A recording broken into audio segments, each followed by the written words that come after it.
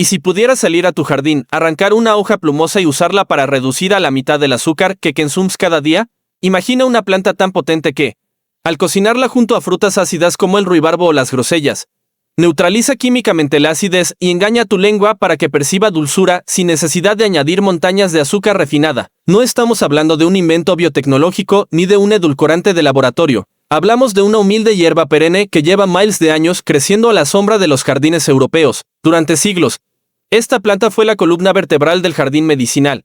Era el arma secreta de las amas de casa austeras y de los monjes que dependían de sus aceites para hacer comestibles los alimentos silvestres y agrios, mucho antes de que existiera el azúcar de caña barato o el transporte global. Su perfil aromático es limpio, intenso y singular, un sabor que definió el paladar preindustrial. Sin embargo, si hoy mencionas su nombre a un chef moderno o a un agricultor comercial, probablemente te mirarán sin saber de qué hablas. Esta es la historia de la mirra dulce, la Myrrhis odorata, el endulzante olvidado que desapareció de nuestras cocinas justo cuando más lo necesitábamos. No la perdimos porque nos fallara, la perdimos por nuestra adicción a la conveniencia procesada. Si crees que las mejores soluciones a nuestra crisis dietética moderna están enterradas en la tierra del pasado, dale like a este video y suscríbete. Para comprender el poder de la mirra dulce, debemos retroceder al mundo que dependía de ella. Su nombre botánico, Myrrhis, proviene de la palabra griega para perfume, vinculándola con la mirra bíblica y sugiriendo una fragancia que alguna vez fue considerada divina. En la época medieval, el monasterio no era solo un lugar de oración, era el principal centro de investigación agrícola de Europa. Los monjes que cumplían estrictos ayunos de cuaresma necesitaban alimentos nutritivos, medicinales y reconfortantes. La mirra dulce era un ingrediente habitual en la cocina cartuja. Cada parte de la planta tenía un uso dentro de un sistema culinario de ciclo cerrado. La gruesa raíz pivotante servía y se comía como verdura, y quienes la probaron afirmaron que su sabor superaba al de la chiribía. Las hojas plumosas se picaban para aliñar ensaladas. Pero eran las semillas las que ocupaban un lugar especial en la historia. Al madurar, la planta produce semillas grandes y estriadas con un sabor a caramelo de anís. En una época sin dentífricos ni pastillas de menta, los monjes y los jornaleros llevaban estas semillas como refrescante natural del aliento y como estimulante suave para aguantar las largas jornadas de trabajo. Para el Renacimiento, la planta había salido del claustro para entrar en la cabaña campesina. John Gerard, en su célebre Évalo Historia General de las Plantas publicado en 1597, elogiaba la planta con una recomendación casi geriátrica. Escribió que las raíces y las hojas eran sumamente beneficiosas para las personas mayores que se sentían torpes y confusas. En el lenguaje médico del siglo XVI, esto significaba que la planta era considerada un tónico vigorizante cognitivo, un superalimento para los ancianos que disipaba la niebla mental y elevaba el espíritu. Se creía que era tan preservadora de la constitución humana que, durante la Gran Peste de Londres en 1665, los hogares fregaban sus suelos con mirra dulce y consumían sus semillas a diario, convencidos de que los aceites aromáticos creaban un escudo contra la miasma de la enfermedad. Aunque la teoría de los gérmenes ha actualizado nuestra comprensión, las propiedades antisépticas del anetol sugieren que nuestros ancestros no estaban del todo equivocados. Si la mirra dulce era tan útil, ¿por qué hoy no se utiliza más? Su desaparición de la dieta occidental no fue accidental. Fue una víctima económica del siglo XIX. Durante casi toda la historia humana, la dulzura era un lujo escaso que se obtenía de la miel, las frutas o plantas como esta. Pero a mediados del siglo XIX, el mundo cambió. La revolución industrial no solo trajo máquinas de vapor, trajo la mecanización de la dulzura. Dos grandes factores históricos conspiraron para borrar los endulzantes herbales. Primero, la expansión de las plantaciones coloniales de caña en las Antillas inundó el mercado de azúcar.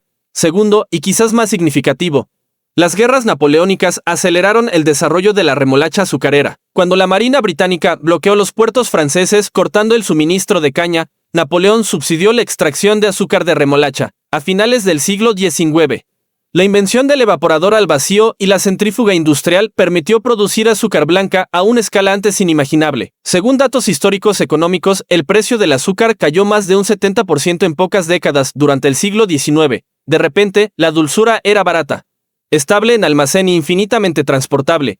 El paladar victoriano fue reeducado sistemáticamente. La compleja dulzura herbal con matices de anís de la mirra dulce fue considerada rústica e impropia frente a la dulzura neutra y pura del azúcar refinada. Las escuelas de cocina empezaron a favorecer el polvo blanco estandarizado porque ofrecía resultados consistentes en repostería y mermeladas. Cuando el precio del azúcar tocó fondo, la necesidad de un endulzante natural en el jardín se evaporó. Para que cultivar una hierba de sombra para reducir la acidez del ruibarbo, si podías simplemente echar 1 kilo de azúcar barata a la O ya, cambiamos un modificador de sabor perenne y sin calorías por un carbohidrato refinado que desencadenaría una crisis metabólica global. A diferencia de la stevia, que puede dejar un retrogusto amargo y metálico, o del azúcar que provoca un pico rápido de insulina. La mirra dulce actúa mediante un mecanismo diferente. La magia reside en un compuesto orgánico volátil llamado translanetol. Este es el mismo derivado aromático que se encuentra en el anís, el hinojo y el anís estrellado, pero en la mirra dulce se presenta en una matriz foliar única y delicada. Investigaciones publicadas en el Journal of Ethnopharmacology confirman que el aceite esencial de la mirra dulce está compuesto principalmente de anetol, que frecuentemente constituye más del 80% de su perfil de aceites volátiles. Cuando este compuesto toca el paladar humano, se percibe como intensamente dulce. Los análisis químicos estiman que el anetol es aproximadamente 13 veces más dulce que la sacarosa en peso, pero sin la carga calórica. Actúa como un modificador biológico del sabor. Al cocinarse con compuestos ácidos, el anetol se une a los receptores gustativos de una manera que enmascara la acidez, permitiéndote reducir el azúcar añadida en una receta entre un 50% y un 75%, manteniendo el mismo nivel de dulzura percibida. Pero los beneficios van mucho más allá del paladar. Mientras que el azúcar refinada es un antinutriente que agota los minerales del cuerpo durante la digestión. La mirra dulce es una planta botánica densa en nutrientes. Actúa como un sistema de entrega de potentes antioxidantes. Estudios han aislado concentraciones significativas de flavonoides, específicamente quercetina y caenferol, dentro de sus hojas. Para ponerlo en perspectiva, 100 gramos de mirra dulce fresca ofrecen un perfil de flavonoides que rivaliza con los tés medicinales. Esto supera con creces las cantidades mínimas que se encuentran en la lechuga iceberg, que es un 96% agua. Además, a diferencia de los carbohidratos vacíos, la mirra dulce funcionaba como carminativo en los tiempos anteriores a la refrigeración, cuando las dietas eran ricas en carnes curadas, legumbres y coles. El malestar digestivo era un compañero constante. Los aceites de la mirra isodorata relajan los músculos lisos del tracto digestivo, previniendo los gases y la hinchazón que los alcoholes de azúcar modernos suelen provocar. Es un anticongelante biológico para el cuerpo y para el jardín, conservando sus aceites esenciales y su vitamina C incluso bajo la nieve. Sin embargo, la naturaleza exige respeto porque la mirra dulce contiene altos niveles de anetol, que tiene un leve efecto estrogénico y actúa como estimulante uterino. Históricamente está contraindicada para mujeres embarazadas. Además, al pertenecer a la familia Apiaceae, quienes tengan alergias severas al apio o al hinojo deben evitarla. Para la población general, no obstante, representa una alternativa segura y nutritiva al ciclo inflamatorio del azúcar refinada. Consulta siempre a un profesional de la salud antes de incorporar hierbas medicinales a tu alimentación. El contenido de este video es únicamente informativo y no constituye asesoramiento médico profesional. Entonces, si la mirra dulce es tan medicinal, deliciosa y perenne, ¿por qué no puedes encontrarla en tu tienda de jardinería local junto a la albahaca y el cilantro?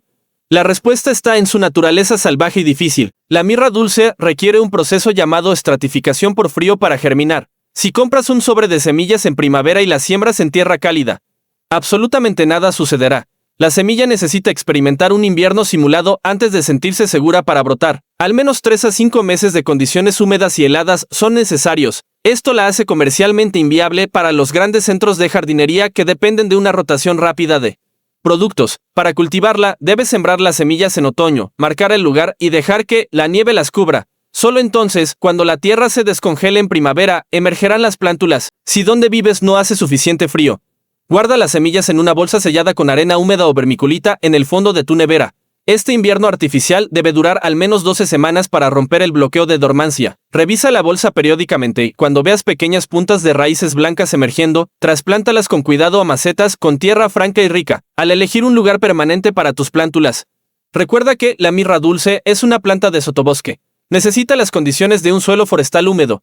Prepara el área con abundante compost y mantillo de hojas para retener la humedad. Asegúrate de que el lugar reciba prácticamente sombra total, especialmente por las tardes. Mantén el suelo constantemente húmedo, sin dejarlo secar del todo, ya que las delicadas hojas se chamuscarán y marchitarán con la sequía. Una vez establecida, procura no moverla. La mirra dulce desarrolla una raíz pivotante que no tolera el trasplante. Una sola raíz puede vivir 20 años. Regenerándose cada primavera sin ningún esfuerzo. Sin embargo, es imprescindible una advertencia crítica para el recolector silvestre. La mirra dulce pertenece a la familia Apiaceae, la misma que las zanahorias y el perejil, pero también la misma que la cicuta mortal, Conjun maculatum. A ojos inexpertos, las hojas plumosas se parecen, y confundirlas puede ser fatal. Para distinguirlas, debes basarte en 3 comprobaciones sensoriales clave. Primero, confía en tu nariz. La mirra dulce huele inconfundiblemente a anís, regaliz y azúcar. La cicuta huele a humedad desagradable, como a ratones o orina rancia. Segundo, examina los tallos. La cicuta tiene tallos lisos y sin pelo, frecuentemente con manchas púrpuras, históricamente conocidas como la sangre de Sócrates. En cambio, los tallos de la mirra dulce son uniformemente verdes, a veces rojizos en la base, sin manchas y cubiertos de finos pelos blancos y aterciopelados. Por último, comprueba las semillas. Las de la mirra dulce son grandes, casi 3 centímetros de largo, de color negro intenso y brillantes al madurar. Las de la cicuta son pequeñas y de color gris parduzco. Nunca recolectes en cunetas donde se utilizan herbicidas y nunca consumas una planta a menos que estés completamente seguro de su identidad.